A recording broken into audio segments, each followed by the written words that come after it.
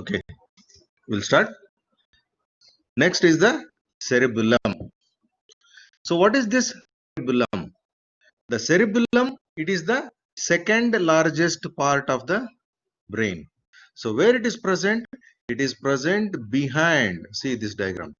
If you see this picture, it is present behind this pink color structure. This part is the cerebellum. It is present in the posterior cranial fossa. The area where it is present, posterior cranial.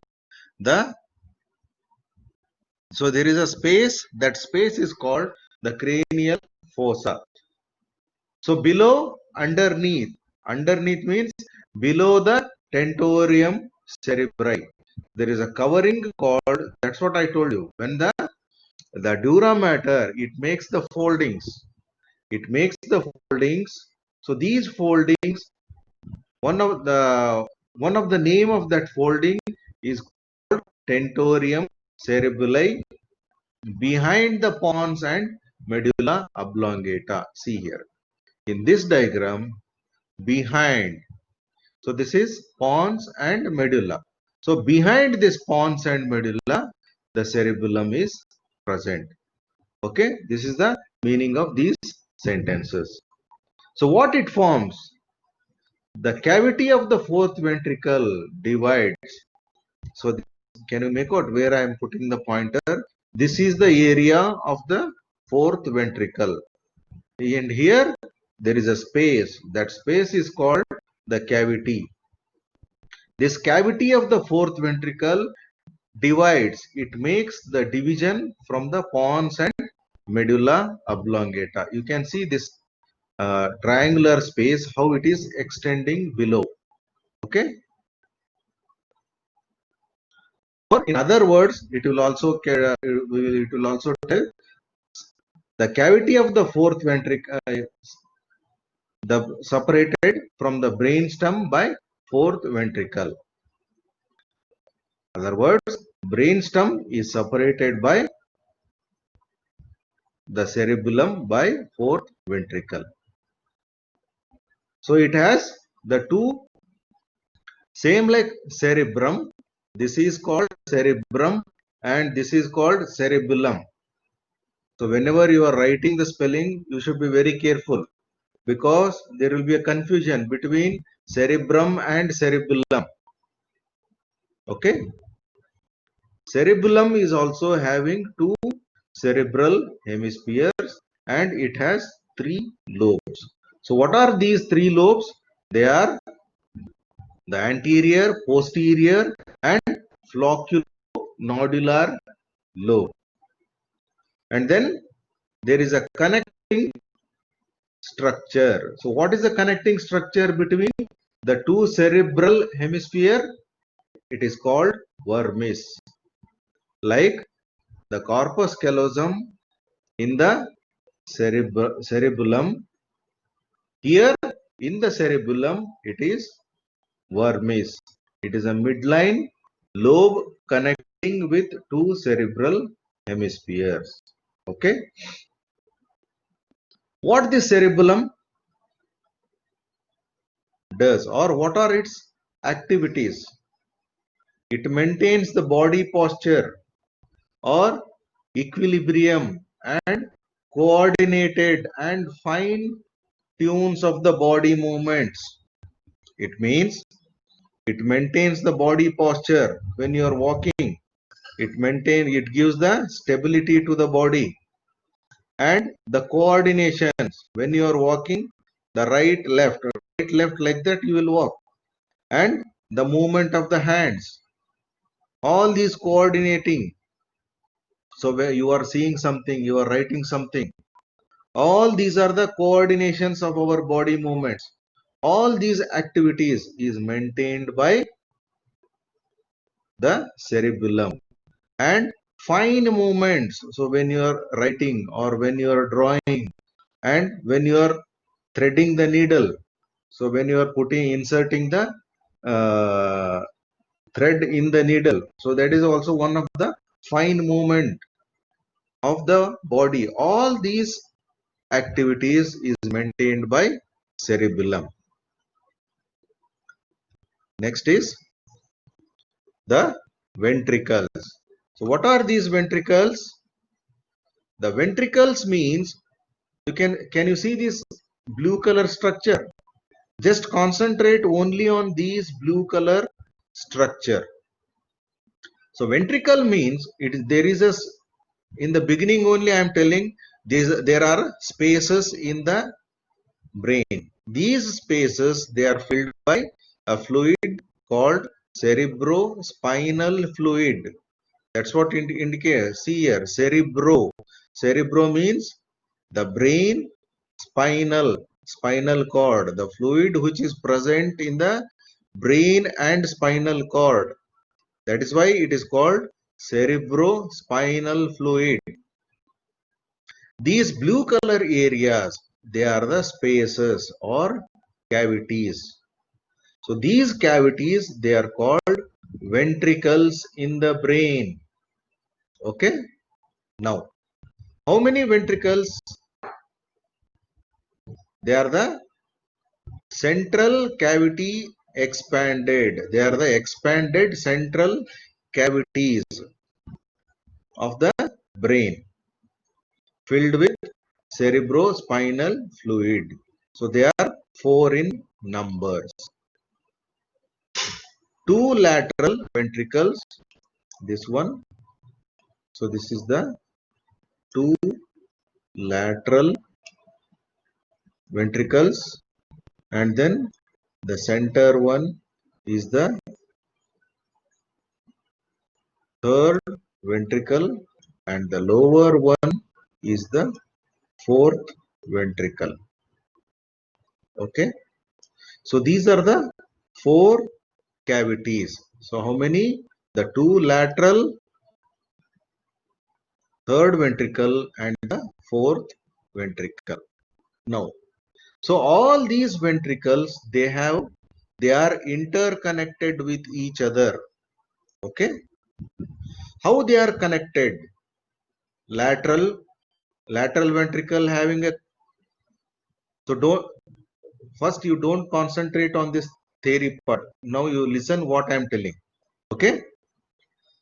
Then I will tell you once again. These ventricles, they are having interconnections. How? The lateral ventricle connected with the third ventricle. Okay. And the third ventricle, this third ventricle connected with fourth ventricle. Okay. And this fourth ventricle connected with the spinal cord. There is a one more canal. That canal is called central canal. In the previous slide I told the central canal, where it is present in the spinal cord. Okay. So now we will go by sentence, one by one sentence. How it is? So now we will learn only about the lateral ventricles. How many lateral ventricles? There are 2 lateral ventricles. These lateral ventricles are connected with third ventricle. So what I told, this is lateral ventricle and this is the third ventricle. They are connected. How they are connected? They are connected through interventricular foramen. Okay. Interventricular foramen of Monro. You can write both also.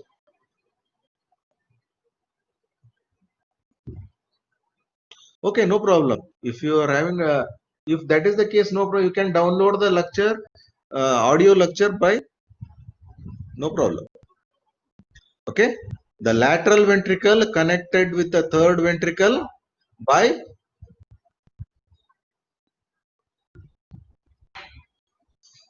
interventricular foramen. So this is clear here. I will go one by one. You have to answer me. So this part is clear about lateral ventricle.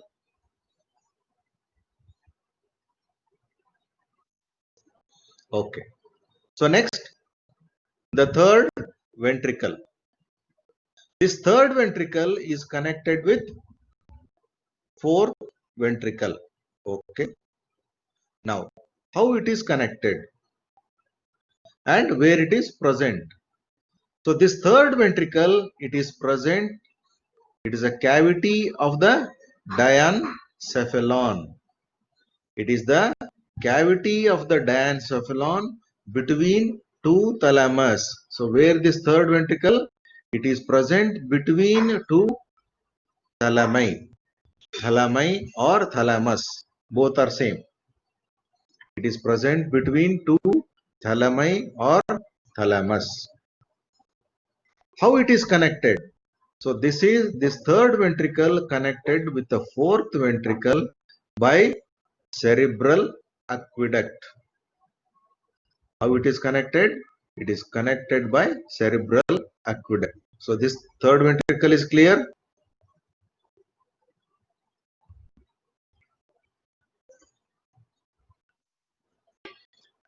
Okay, next, the fourth ventricle. The fourth ventricle is continues. This fourth ventricle, see this diagram. This fourth ventricle is continuing down. So where it is continuing? It is continuing here, the central canal of the spinal cord. So where this fourth ventricle is present? This is the cavity of the hind brain. Hind means behind. This is the cavity of the hind brain. Of what all structures present here? So it is cerebellum, pons and medulla oblongata. Okay, it is a cavity of all these structures: cerebellum, pons and medulla oblongata. Then what I told, this fourth ventricle continues with each other and central canal of the spinal cord. It continues down. It continues with each other as the central canal of the spinal cord. So any doubts in the ventricles? Is it clear now?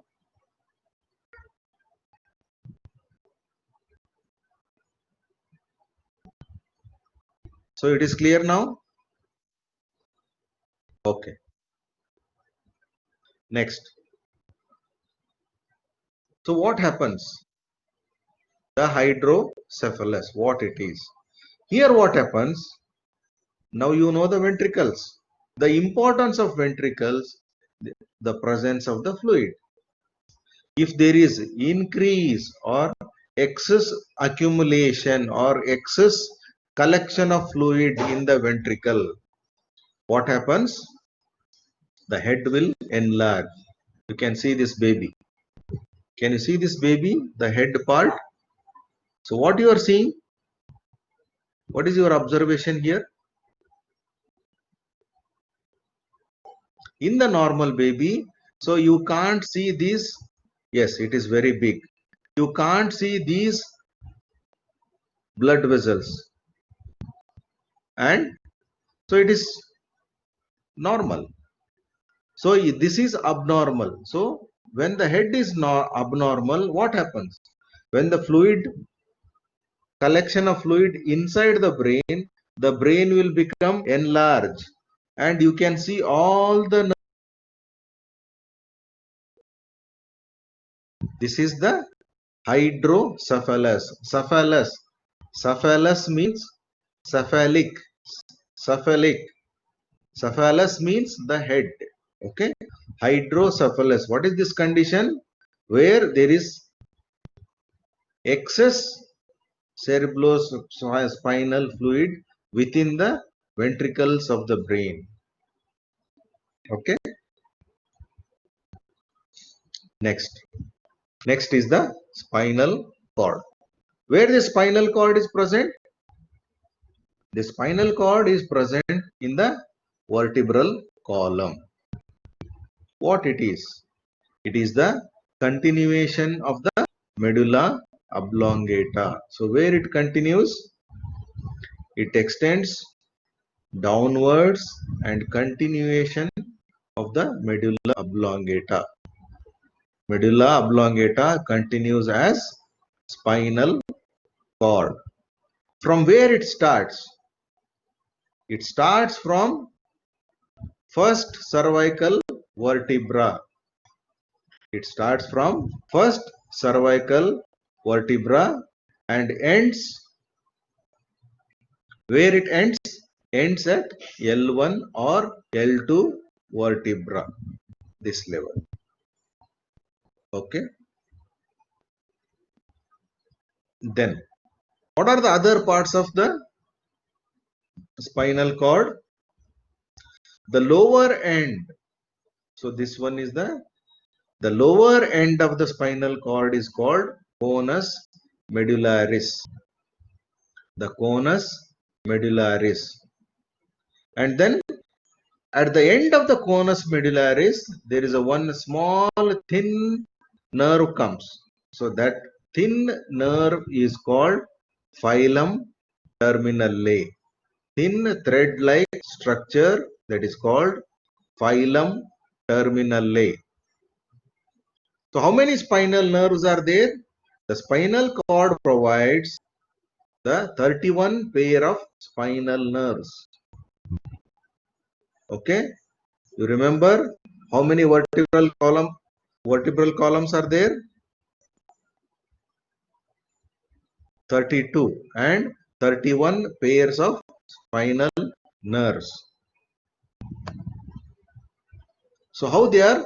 So these spinal nerves, they are called the peripheral nervous system. So now you remember what is peripheral nervous? So the nerves which are coming from the spinal cord, they are called the peripheral nervous system. How many spinal nerves? There are 8 cervical, 12 thoracic, 5 lumbar, 5 sacral and 1 coccygeal nerves. Okay. There is another part, cauda equina. What is this cauda equina? See this part, the cauda equina. What you are seeing here? So they are bunch of nerve fibers or the group of nerve fibers. They are collecting at one point. So that point or that collection of nerve fibers is called cauda equina, or it is also called, it looks like horse tail. Have you seen the horse tail? So at the beginning it is one structure, and at the other parts you see many hairs. It looks like cauda equina. It's a collection of nerve roots at the inferior end of the vertebral canal. So any doubts in this, you can ask. So if you want any clarification, anything you have not understood, you ask so that I can repeat or I can clarify more.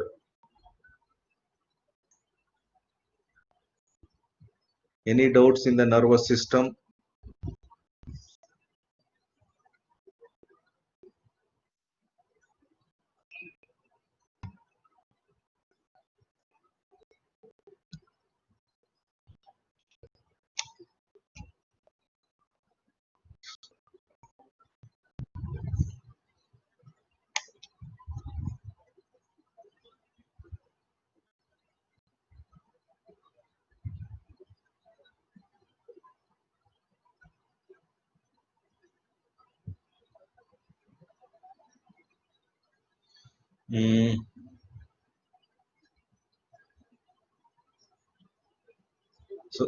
So everything is clear here?